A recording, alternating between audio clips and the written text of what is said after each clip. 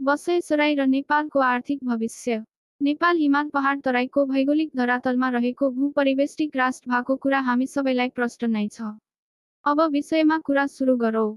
जब मानिसका आधारभूत आवश्यकता घाँस बाँस कपास पूरा हुन्छन्, तर सुविधाजन्य कुरा र प्रगतिशील बन्ने रहरले पाहिला चाल्न सुरु गर्दछ र बसैसराई एक अवसर भेट्छ जुन आज सुगमतिर आप्रवासन हुने लहर देखिन्छ। नेपालमा प्रभाव र असर। नेपालको अर्थतन्त्र ग्रामीण कृषिबाट प्रभावित थियो र केही छ पनि।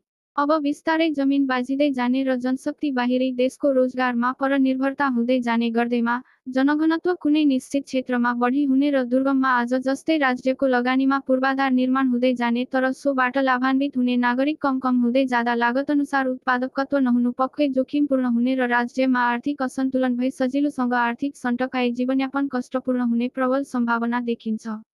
रोकथाम। जग्गाको वर्गीकरण र बसैसराईमा कडाई साथै सहरमा सजिलोसँग सुकुम्बासीको नाममा पूर्जा वितरण रोकी समयमै गाउँ फर्क अभियानबाट नीतिगत राष्ट्रिय कार्यक्रम गरी गाउँमै आर्थिक अवसरको सुनिश्चिततामा जोड दिनुपर्ने देखिन्छ।